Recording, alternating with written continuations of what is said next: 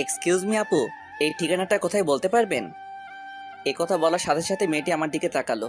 আমি তো সাথে সাথে ক্রাশ খেলাম। ওর থেকে চোখ ফেরাতেই পারছি না। মেয়ে তো নয় যেন একটা পরী আমার সামনে দাঁড়িয়ে আছে।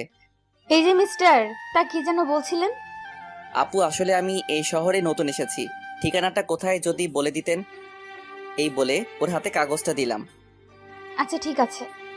তারপর মেয়েটা ঠিকানাটা হাতে নিয়ে কিছুক্ষণ দাঁড়িয়ে রইল। কি ব্যাপার, এতে তো আমাদের বাড়ির ঠিকানা লেখা আছে। সোজা গিয়ে ডান দিকে যাওয়ার পর 3 নম্বর বাড়িটা। ধন্যবাদ আপু। আচ্ছা আপনার নামটা কি জানতে পারি? নাম দিয়ে কি করবেন, যান বলছি এখান থেকে। ওরে বাবা কি রাগ! মনে হচ্ছে এখনই আমাকে কাঁচা খেয়ে ফেলবে। এই সামান্য কথায় এত রাগ দেখাতে হয় নাকি? আচ্ছা যাই হোক, এবার আপনাদের পরিচয় দিয়ে নেই। আমার নাম আরিয়ান আরমান। গ্রাম থেকে শহরে এসেছি লেখাপড়া করার জন্য। আমি এবার ইন্টার সেকেন্ড ইয়ারে। এখানে বাবার এক বন্ধুর বাড়িতে থাকবো। ওনারা নাকি খুব বড় লোক। পরিবার বলতে আছে মা বাবা আর ছোট একটা পিচ্চি বোন। আপনাদের সাথে সাথে কথা বলতে বলতে বাড়ির সামনে চলে আসলাম। বিশাল বড়, এত বড় বাড়ি খুব কমই দেখেছি। যেই গেট দিয়ে ঢুকতে যাব, দারোয়ান পথ আটকে দাঁড়ালো। কি ব্যাপার? এভাবে কিছু না বলে হুট করে ঢুকে পড়েছেন কেন? আসলে এই বাড়ির মালিকের সাথে কথা আছে, উনি আমাকে আসতে বলেছে। 1 মিনিট দাঁড়ান, আমি স্যারকে ফোন দিয়ে বলছি। আচ্ছা ঠিক আছে, দেখতে পারেন। তারপর দারোয়ান ফোন দিল।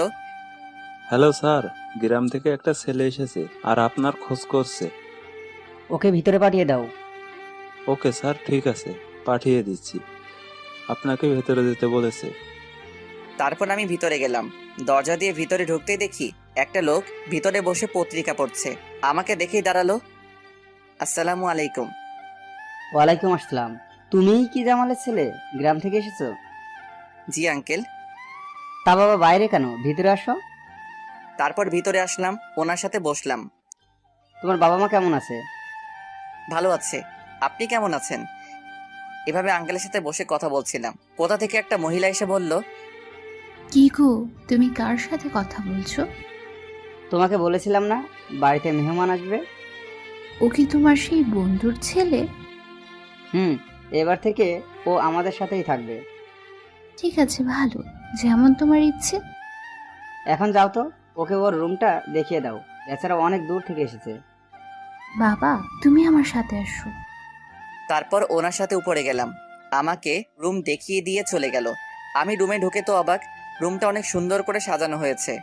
আমি তো ভুলেই গেছি বাড়িতে একটা ফোন করতে হবে। তারপর আম্মুর কাছে ফোন দিলাম, সাথে সাথে রিসিভ করলো। হ্যালো আম্মু, কেমন আছো? আমরা সবাই ভালো আছি। তুই ঠিক মতো পৌঁছাতে